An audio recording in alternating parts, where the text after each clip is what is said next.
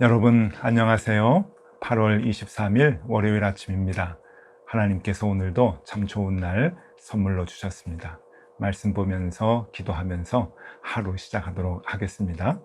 오늘 함께 볼 하나님의 말씀은 잠언 28장입니다. 1절에서 13절까지 말씀입니다.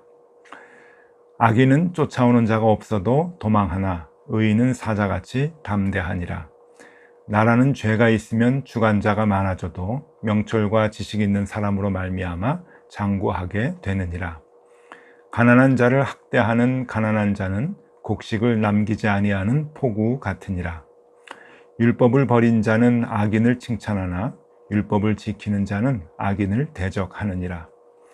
악인은 정의를 깨닫지 못하나 여호와를 찾는 자는 모든 것을 깨닫느니라. 가난하여도 성실하게 행하는 자는 부유하면서 굽게 행하는 자보다 나으니라. 율법을 지키는 자는 은혜로운 아들이요 음식을 탐하는 자와 사귀는 자는 아비를 욕되게 하는 자니라. 중한 별리로 자기 재산을 늘리는 것은 가난한 사람을 불쌍히 여기는 자를 위해 그 재산을 저축하는 것이니라. 사람이 귀를 돌려 율법을 듣지 아니하면 그의 기도도 가증하니라. 정직한 자를 악한 길로 유인하는 자는 스스로 자기 함정에 빠져도 성실한 자는 복을 받느니라. 부자는 자기를 지혜롭게 여기나 가난해도 명철한 자는 자기를 살펴 아느니라. 의인이 득의하면 큰 영화가 있고 악인이 일어나면 사람이 숨느니라. 자기의 죄를 숨기는 자는 형통하지 못하나 죄를 자복하고 버리는 자는 불쌍히 여김을 받으리라. 아멘. 네, 여러분 오늘은 잠언 28장의 내용을 우리가 같이 보겠습니다. 오늘까지 잠언의 말씀을 보고요. 내일부터 이달 말까지, 그러니까 8월 31일까지는 미가서의 말씀을 우리가 보는데 미가서 전체를 함께 이제 살펴보도록 하겠습니다. 오늘까지 잠언의 말씀을 보면서 잠언의 지금까지 이게 잠언을 보면서 중요했던 그 부분들이 오늘 말씀에 나오는데 오늘 말씀을 중심으로 가장 중요한 것 중에 하나를 우리가 같이 살펴보고자 합니다. 오늘 이 잠언 28장에서는 의인에 대한 얘기가 이제 많이 나옵니다. 의인은 어떤 사람인가 라고 하는 말씀을 해주고 있는데요. 1절 말씀입니다. 악인은 쫓아오는 자가 없어도 도망하나 의인은 사자같이 담대하니라. 의인은 담대한 사람이다. 쫓기는 자가 아니다. 늘 당당하고 담대한 사람. 의인인데 그러한 의인은 어떤 의인인가 하면서 그 의인에 대한 설명을 해주고 있는데 여러분 오늘 본문도 마찬가지지만 성경에서 의인을 얘기할 때 항상 함께 나오는 이야기가 있습니다. 정말 이상하리 많지 이게 조합이 맞지 않는데 이게 늘 이렇게 같이 나오나 라고 생각할 만치 이렇게 함께 나오는 이야기가 있는데요. 그 항상 같이 나오는 이야기가 뭔가 하면은 가난한 자를 불쌍히 여겨라 라고 하는 그러한 말씀입니다. 이상하죠? 하나님이 의인을 설명할 때 언제나 가난한 사람을 긍휼히 여기고 가난한 사람을 도와주는 자, 그들이 의인이다 라고 하는 것을 늘 빼놓지 않고 말씀을 하신다는 겁니다. 오늘도 이 잠언 28장에 보면은 의인을 쭉 설명을 하는데 가난한 자를 돕는 자라고 하는 내용을 곳곳에서 말씀해 주고 있습니다. 3절 말씀이 그것을 얘기해 주고 있는데요. 3절 말씀 보겠습니다. 가난한 자를 학대하는 가난한 자는 곡식을 남기지 아니하는 포구 같으니라. 조금 난해하기도 합니다. 가난한 자를 학대하는 가난한 자라고 하는 게 무엇일까? 이게 생각이 좀 드는데요. 히브리어 원문을 보면은 이 앞에 가난한 자와 뒤에 가난한 자의 단어가 서로 다릅니다. 우리 한글로는 똑같이 이렇게 번역을 했는데 가난한 자를 학대하는 가난한 자라고 했을 때 앞에 가난한 자는 루시라고 하는 단어인데요. 이 루시라고 하는 단어는 말 그대로 가난한 자, 궁핍한 자를 말합니다. 먹을 것이 없고 옷이 없어서 헐벗고 다니는 그러한 사람을 루시라고 하는데 그 단어를 썼고요. 그 가난한 자를 학대하는 가난한 자라고 뒤에 나오는 가난한 자는 달이라고 하는 단어를 씁니다. 이 달이라고 하는 단어는 좀 생각에 줏대가 없는 사람, 그러니까 심지가 약한 사람을 얘기할 때 달이라고 합니다. 그러니까 이 마음이 조금 굳질 못해서 이리 왔다 저리 갔다 하는데 이건 나쁜 의미로 쓴 것이거든요. 하나님의 율법을 심지가 견고하게 두고 지켜야 하는데 하나님의 말씀을 지키지 못하고 그냥 마음이 왔다 갔다 하는 그러한 사람을 여기에서 달이라고 표현을 했고, 가난한 자, 그 마음이 아주 심약한 자, 이제 그렇게 표현을 한 겁니다. 그러니까 이것은 어떻게 해석을 해야 되는가 하면은 의롭지 못한 자라고 해석을 해야 되는 거죠. 그래서 다시 한번 그 뜻을 정확하게 말씀드리면, 가난한 자를 학대하는 의롭지 못한 자는 곡식을 남기지 않은 포구 같으니라. 그러니까 가난한 자에게 먹을 것 하나도 없도록 다 쓸어가는 그러한 나쁜 존재가 된다라고 하는 것입니다. 의로운 자를 얘기할 때 이렇게 가난한 자를 도와야 한다. 가난한 자를 돕지 못하면 의롭지 못한 자이다 라고 하는 것을 설명을 하는 내용이죠.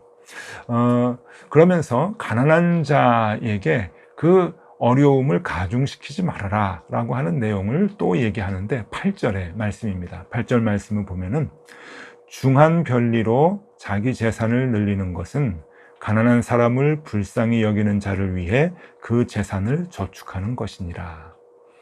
네, 이 말씀도 조금 좀 어렵습니다. 오늘 좀 어려운 말씀이 많이 나오는데, 이 중한 별리로 자기 재산을 늘리는 것, 여러분이 나쁜 것이죠. 고리대금을 해서 자기 재산을 늘리는 것인데, 여기 보니까 그것이 가난한 사람을 불쌍히 여기는 자를 위해 그 재산을 저축하는 것이다. 이게 앞뒤가 좀 맞지 않는 것 같아요. 원문을 그대로 번역을 한 표준세 번역으로 한번 다시 읽어드리겠습니다. 8절입니다. 높은 이자로 재산을 늘리는 것은 마침내 가난한 사람들에게 은혜로 베풀어질 재산을 쌓아두는 것이다. 한 번 더 읽어드리겠습니다. 한번 의미를 이렇게 느끼면서 보시면 좋겠습니다.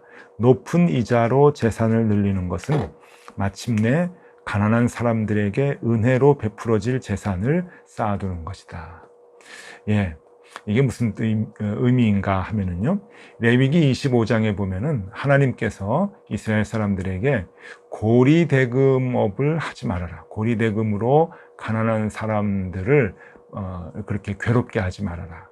가난한 사람들의 약점을 이용해서 재산을 늘리는 사람들이죠. 그래서 하나님께서 그것을 책망하시고 고리대금으로 가난한 사람을 어렵게 하는 자들의 재산을 하나님께서 빼앗아서 어려운 사람들에게 나눠줄 것이다. 그렇게 말씀을 하십니다. 바로 오늘 이 8절의 말씀이 그러한 의미이죠.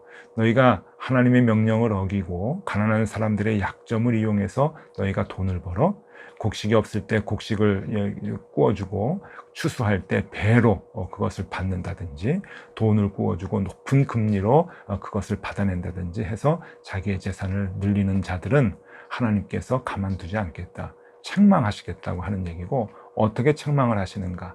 그 재산을 다 뺏어서 나중에 가난한 자들에게 나눠줄 것이다. 그들이 그 재산을 차지하도록 할 것이다. 라고 하는 무서운 경고의 말씀이죠. 그러니까 가난한 자들의 약점을 이용해서 재산을 불리는 자들은 그거 가난한 자들에게 돌아가는 재산이다. 그거 쌓아두는 것이다. 라고 하는 그러한 의미입니다. 여러분, 이렇게 잠언에서 의인을 얘기할 때 언제나 가난한 사람을 도와주고 가난한 사람을 긍휼히 여겨야 한다. 그것이 의인의 반열에 들어가는 것이다. 라고 늘 함께 이야기를 합니다. 참 하나님께서는 이러한 부분에 있어서는 철저하십니다. 왜 이렇게 의인과 가난한 자를 긍휼히 여기는 자가 매칭이 되는가 잘 이해가 안 될 때도 있지만, 여러분, 이거는 무조건 우리가 인정을 해야 됩니다. 하나님의 말씀이기 때문에 그렇죠.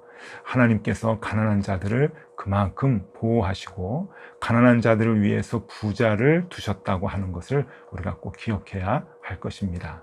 네, 그러면 여기에서 하나님께서 가난한 자들을 얼마나 소중히 생각하시는가 하는 것을 한번 좀 살펴볼 필요가 있습니다. 여러분, 우리가 하나님을 믿죠. 그걸 신앙이라고 얘기합니다. 우리 마음속에 하나님을 의지하는 그 신앙심이 있는데, 그 신앙을 갖고 살아갈 때 믿음의 고백이라고 하는 것이 있습니다. 신앙 고백이죠. 이 신앙 고백이 참 위대한 신앙의 고백이 성경에 나옵니다. 신약에도 나오고 구약에도 한번 나오는데, 여러분, 신약 성경의 가장 위대한 신앙의 고백은 베드로의 신앙 고백입니다. 그것은 누구나 다 인정을 하고 있는 거죠. 베드로가 마태복음 16장 16절에서 주님에 대해서, 예수님에 대해서 이렇게 고백을 합니다. 예수님께서 제자들을 데리고 가이사랴 빌립보에 가셨죠. 가이사랴 빌립보는 가이사랴, 그러니까 로마의 황제를 자신들의 주님이라고 섬기는 그런 그 신전이 있는 곳입니다. 그곳에 가서 그 어마어마한 신전을 보여주면서 제자들에게 너희는 나를 누구라 하느냐 그렇게 물어봤을 때 베드로가 한치의 지체도 없이 예수님 앞에서 이렇게 대답을 합니다. 그것이 마태복음 16장 16절 유명한 말씀이죠. 시몬 베드로가 대답하여 이르시되 주는 그리스도시요 살아계신 하나님의 아들이시니이다. 네, 신앙 고백 중에 가장 소중한 고백, 가장 정확한 고백이죠. 주는 그리스도시요, 주님은 우리의 구원자이시요 살아계신 하나님의 아들입니다. 하나님의 아들입니다. 그 고백, 그 베드로의 고백을 오늘날 우리들의 신앙 고백으로 우리가 삼고 있기도 하죠. 자, 그런데 이것이 신약 성경의 가장 위대한 신앙의 고백이라고 한다면, 여러분, 이와 버금가는 구약 성경의 고백도 있습니다. 구약 성경에도 신앙의 고백이 있는데 그것이 신명기 10장에 나옵니다. 신명기 10장은 하나님께서 모세에게 십계명을 두 번째로 내려주는 그러한 그 장면이 나오는 장인데, 이 신명기 10장에서 모세가 백성들에게 하나님의 명령에 대해서 선포를 하고 설명을 합니다. 그러면서 하나님은 이러한 분이다 라고 하는 것을 백성들에게 이야기를 해주는데, 선포를 하는데, 그 중에 신명기 10장 17절 말씀이 참 중요합니다. 모세가 백성들을 향해서 하나님은 이러한 분이다 라고 하는 것을 선포하는데 17절 말씀입니다. 너희의 하나님 여호와는 신 가운데 신이시며 주 가운데 주시요 크고 능하시며 두려우신 하나님이시라. 사람을 외모로 보지 아니하시며 뇌물을 받지 아니하시고. 네, 아주 중요한 신앙의 고백이라고 말씀드렸죠. 여기에서 여호와 하나님은 신 가운데 신이고 주 가운데 주이시다. 크고 능하시며 두려우신 하나님이시다. 네, 얼마나 소중한 고백입니까? 이 땅에 있는 모든 신 중에 가장 위대하신 신이고 우리의 주님 중에 가장 위대하신 주님이시다 라고 하는 고백이죠. 정말 훌륭한 고백이 아닐 수 없습니다. 근데 중요한 것은 여러분, 이렇게 신앙 고백을 하고 난 뒤에 하나님께서 명령을 하셨다라고 모세가 백성들에게 선포를 하는데, 그것이 18절 19절입니다. 하나님 위대하신 분이다, 하나님은 신 중에 신이고 주 중에 주이시다 라고 말씀하면서 하나님이 이렇게 명령하셨다라고 바로 그 다음에 말씀하시는데, 18절 19절을 계속 읽어드리겠습니다. 고아와 과부를 위하여 정의를 행하시며 나그네를 사랑하여 그에게 떡과 옷을 주시나니 너희는 나그네를 사랑하라. 전에 너희도 애굽 땅에서 나그네 되었음이니라. 네, 정말 이상하지 않습니까? 가장 위대한 신앙 고백을 하고 난 뒤에 하나님께서 주신 명령이 무엇인가 하면은 고아와 과부를 위해서 정의를 행하라. 그리고 나그네를 사랑하여 그에게 떡과 옷을 주어라. 구체적으로 어려운 자들을 돕고 사랑해라 라고 하는 겁니다.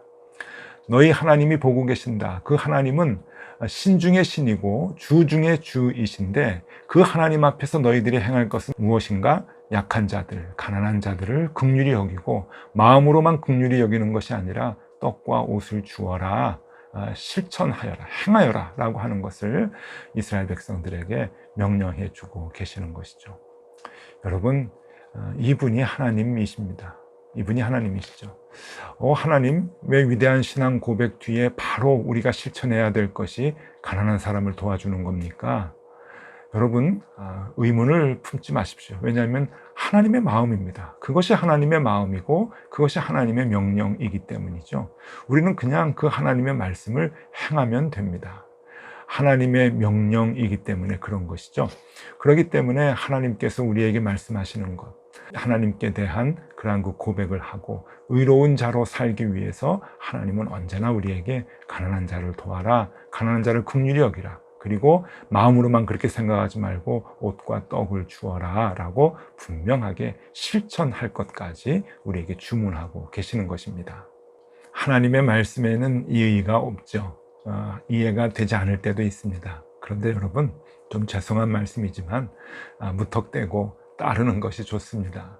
그냥 이해하지 마시고 이게 하나님의 마음이구나 그렇게 생각하시면 됩니다.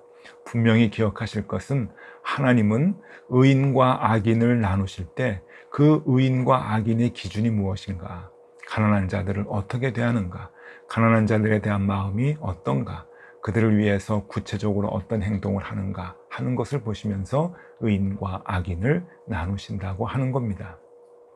왜 하나님 그 기준으로 나누십니까? 다른 기준도 많은데 그렇게 생각하지 마세요. 하나님이 원하시기 때문에 그렇습니다. 그래서 잠언을 보면은 계속해서 반복해서 우리에게 말씀하고 있습니다. 이 땅에 부자를 세운 것, 좀 넉넉한 사람들로 우리가 살아갈 수 있도록 하는 것은 우리보다 더 어려운 자들을 돕기 위함이다. 하나님께서 분명히 말씀하고 계시죠. 그래서 이 땅에 약한 자들, 가난한 자들, 어려운 자들, 소외된 자들, 그 사람들을 돌보고 그 사람들을 위해서 구체적으로 돕는 행동을 하는 사람들, 그 사람들이 의인이다. 그 사람들이 하나님을 진정으로 믿는, 하나님께 신앙 고백을 하는 사람들이다 라고 하는 것을 말씀해 주고 있습니다. 여러분, 오늘 이제 잠언을 마무리를 하면서요, 잠언에 대해서 크게 중요한 것이 두 가지가 있다고 한다면 첫 번째는 지혜입니다. 솔로몬은 주로 지혜를 얘기했죠. 이 지혜가 무엇입니까? 하나님의 말씀을 삶의 기준으로 두고 그 말씀대로 살아가는 자들이 지혜 있는 자다라고 말씀드렸고, 이제 이 뒷부분에 히스기야 시대의 히스기야의 신하들이 여러 가지 말씀을 가지고 편집을 한 이 잠언은 의인에 대한 이야기를 많이 합니다. 그 의인은 누구인가? 바로 가난한 자들을 돌보고 약한 자들을 돕는 사람들, 그 사람들이 바로 의인이다. 하나님의 마음을 우리에게 그렇게 전달해 주고 있습니다. 여러분, 오늘은 이거 하나 기억하면 좋겠습니다. 내 주변에 조금 가난한 사람은 누군가, 어려운 사람은 누군가 한번 돌아볼 수 있기를 바라고요. 마음으로 그들에 대해서 긍휼한 마음만 갖는 것이 아니라 구체적으로 내 손이, 그리고 우리의 삶의 모습이 그들을 돕고 그들에게 떡과 옷을 주는 그러한 마음을 갖는 것, 여러분 한번 해보시면 좋겠습니다. 그냥 무턱대고 내 말씀 쫓아야지, 말씀 따라야지 그렇게 생활하다 보면 여러분 그것이 우리의 습관이 되고 또 우리의 삶의 아주 기본적인 모습이 된다고 하는 것이죠. 여러분 그렇게 오늘도 한번 도전을 해보시면 좋겠고, 아주 작은 것이라도 그 부분을 한번 실천하는 하루가 되면 좋겠습니다. 그것이 의인의 모습이다 라고 하는 것을 꼭 기억하실 수 있기를 바랍니다. 기도하겠습니다. 하나님, 의인의 모습을 우리가 담게 하여 주시옵소서. 의인의 모습으로 살아갈 수 있도록 인도하여 주옵소서. 욕심내어 우리의 습관이 되게 하여 주시고 우리의 삶의 자연스러운 모습이 될 수 있도록 하나님 우리와 함께 하여 주옵소서. 주님의 명령이니 오늘도 그 일에 힘쓰는 하루가 되게 하여 주옵소서. 예수 그리스도 이름으로 기도드리옵나이다. 아멘. 네, 함께 기도하시겠습니다.